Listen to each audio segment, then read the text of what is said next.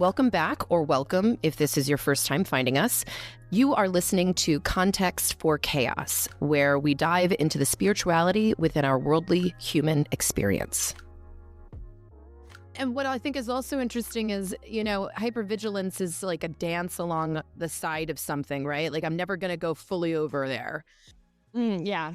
Because I have to constantly keep myself aware. But when you're dating someone where you're giving your love to them and they're giving their love to them, then there's also no threat because that person has given you no sign that they're going to acquire you.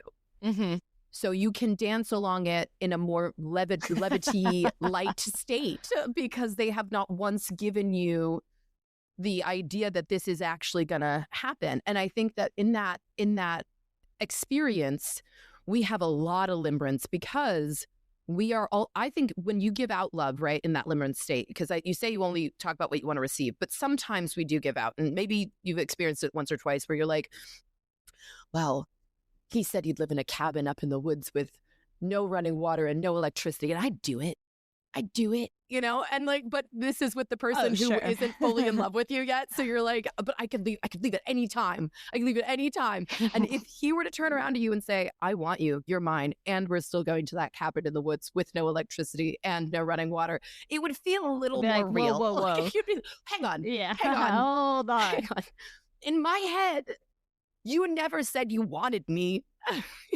You said, I'm going here, and I said I could do that.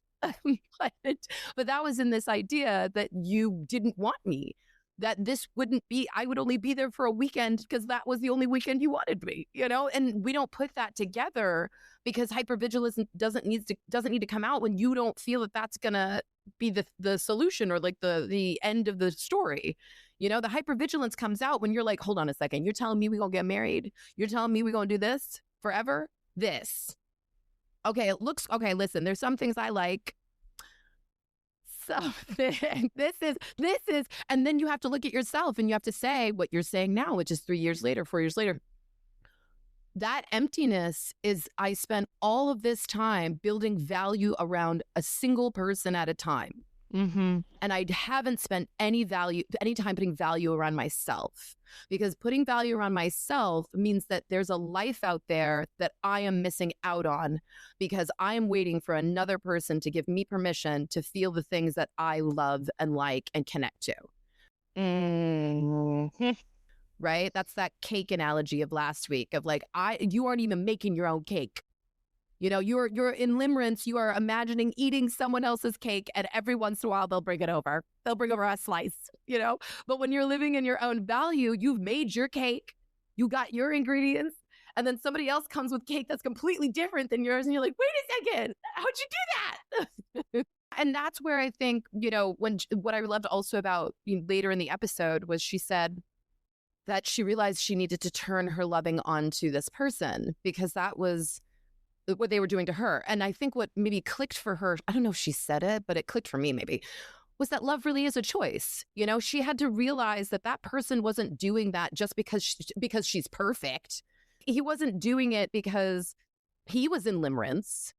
He wasn't doing it and like going, oh, your bratty attitude is just so cute to me. No, you probably, you probably have a bratty attitude and it probably gets on his nerves. But the way he wants to love and the way he wants to offer that love is a lot more inviting, a lot more fun, more like what we do talk about, and probably a lot more like we are with our friends too.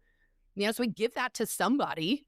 Like, why aren't we giving that to this person? And that's usually hypervigilance coming in and saying, if you trap me like my dad trapped my mom, or if you freaking trap me the way my parents trapped, I'll kill you, man. That's I think the hypervigilance is like, if it comes down to the two of us, I'll take you out. And people don't know that, like, you don't get close enough to do that, but it's like it's the feeling the walls closing in on you. So if you were to like extend your hand out and say, I love you too, and I'm going to actually start challenging you. I don't think we're doing this enough. I don't think we're doing that enough. I'd like to try this thing and see if that wind knocks that person over. If that person is like, nah, that's not you. And you told me this before, that people will say this to you, like, that's not you. That's not what you really like. That's not who you really are. then they have no curiosity. They really are just looking at you like an object. You are a milestone, or at least they're, that's their perception of it. Maybe they can get shaken out of it, but that's what it seems. But if it's a person who's just, like you just put a little nut out to a squirrel and you're like, I know you're scared, but you want the nut. And you're like, I do. And then the little squirrel comes back and is like, I've got a nut for you. And then you keep exchanging little nuts, and then every once in a while there's friction. But what you return to is that reciprocity, is that openness. So I think maybe actually, I don't know if I've ever thought this before, but maybe a little light in the very dark room of how the hell do I have a relationship could be on the fact that the reciprocity is important, but that doesn't take away from the fact that you can challenge someone. You should be able to say, I think we should get better at this thing, and not think that person's going to walk away. And that can create more presence than hypervigilance, because hypervigilance is just scared you're going to die. Yeah. It's literally, I am keeping myself from death, or an existence that I have never wanted to have happen. You couldn't even completely explain that existence to anyone. It's just, you just feel it, you sense it. It's whatever you've experienced, an Iron Maiden of sorts. Wow. Actually, the patriarchy is so duh that I don't even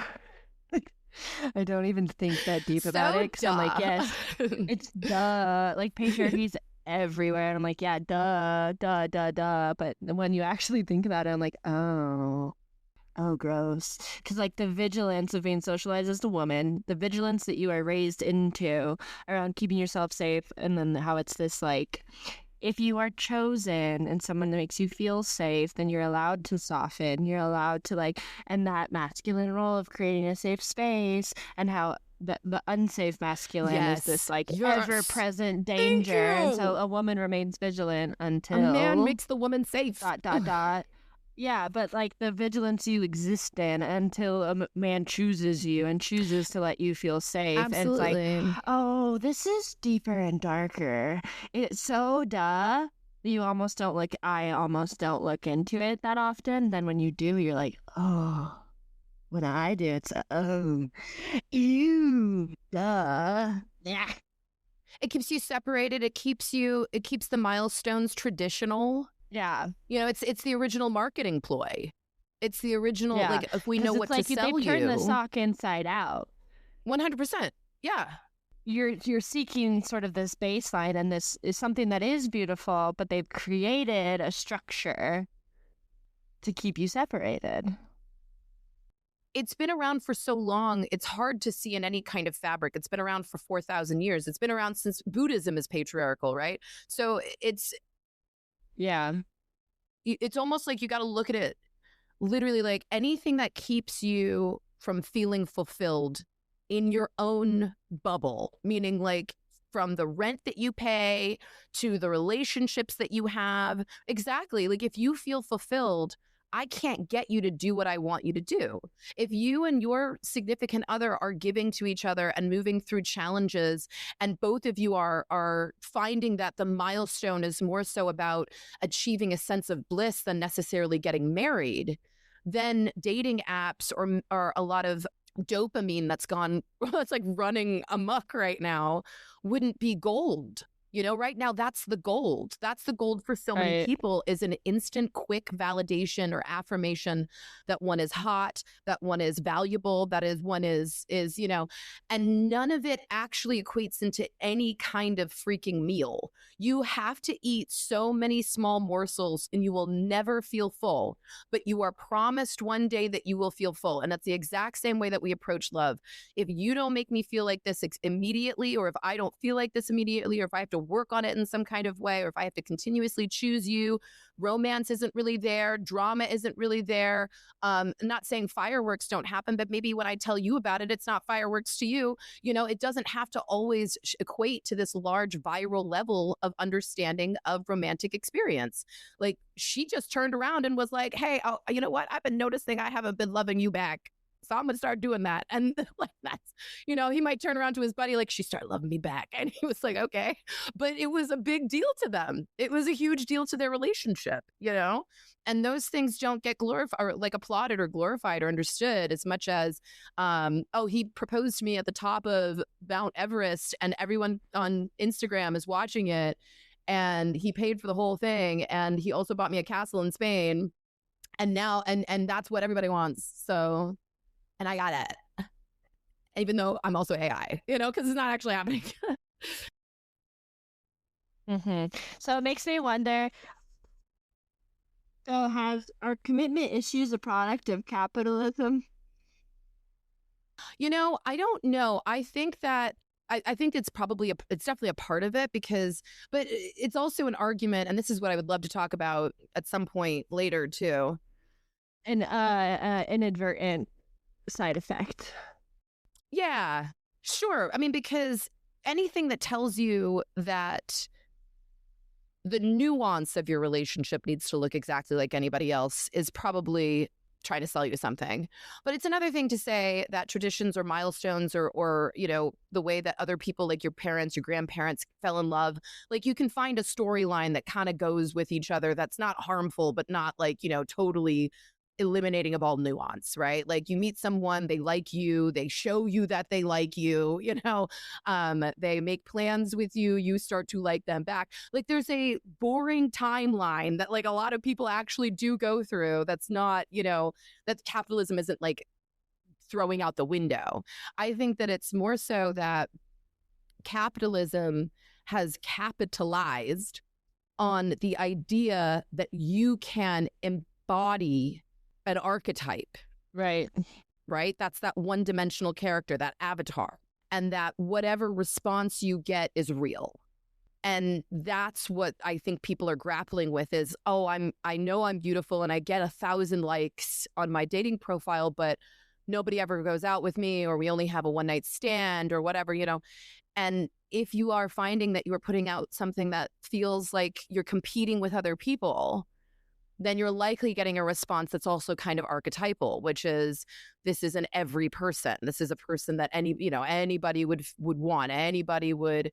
So maybe like that's kind of leaning into what you're talking about is, how about I challenge the person up front and kind of put a picture up or like say something that's like more me and doesn't really put me in a pool of everybody else. Like I'm not trying to be a cool girl, and I don't care about cringe. You make me think about how more often than not I'm met with this question, with questioning, how are you so attractive while not like leaning into or not like enhancing, it's like I don't playing it up the way that like archetypally it's like, why aren't you doing this in a way that we understand? You like, sometimes when I spend most of my time with men, and the way that they talk about women, I'm like, do you guys talk about me like that? And they're like, I mean, no, like they, because like I'm a baddie. They say I'm a baddie, but they're like, you're something else. Like, no one's ever said I'm not attractive, but like I don't get spoken about the way that I hear men talk about women, because I'm not putting myself into that role so easily, or I'm not so digestible. Yes, I love that. You are not yeah, totally. You are certainly the flavor for many, but not everybody could handle your shine. Not everybody can handle your meat. Yeah, I get weird adjectives to describe me, but it's like, it's not that traditional feminine thing. I don't know. But also, I think that's the challenge of today is, if that's not real, right? If we could say that a lot of people have a level of attraction that there are other people that would approach them at a bar and be attracted to them, right? Then the realness lies in your ability to keep giving something back. And that's what I think she was talking about, is like, or at least what I felt she was talking about was like, I have a hard time giving back when someone's giving to me. Right. Because if you give back, you're endorsing. Mm-hmm. You're saying, yes, this is what I want. I can't, if I pull it away, then you'll know why, because I was holding it from you anyways. I was withholding from you anyways. And if I keep giving to you and you hurt me, then what do I really know? Do I have any intuition at all? Am I capable of seeing anything? And because we are really only, especially if you grew up in trauma with not a lot of people, like I said, relationships that you can look at, you are literally only given a blueprint of like two directions. Pain and suffering. Exactly, two directions, and the rest of it is just this big blue piece of paper. And you're like, well, what am I? All I know is I chase longing, or I run from people who long for me. And that's it. What else is there? And then there's a big scary monster up at the top right? There's this big scary monster up at the top right of the blueprint. And I don't know. I don't even know how I get to that. I don't know how I stay away from that. I don't know how I do anything. It's just there, you know? That could be looked at as such a blessing, though, because sometimes I see people who lead or live by the examples they were given as children, and it's so unconscious. Yeah, they haven't questioned. I'm like, what are you doing? You have no business being I say confidently as someone not in a relationship. You have no business being in this relationship, procreating. You are offline. Unplug.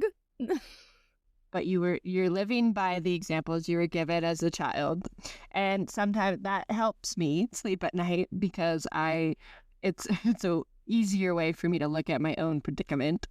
Yeah. Of bloody knuckles through my own path, or like clearing my own path in life and creating my own examples, and like having to live so consciously because of how the two paths. Yeah. And the rest was a blank map. Because there's only freaking two. Exactly. So I'm just bloodying my knuckles trying to clear this map.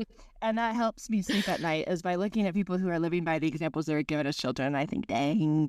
Yeah. You're living offline. Not everyone, not all of them, but most of them. Like, dang, you're living offline. Yeah. Must be nice. But then when someone tells me I'm an overthinker, I just say, you must have had a lovely childhood.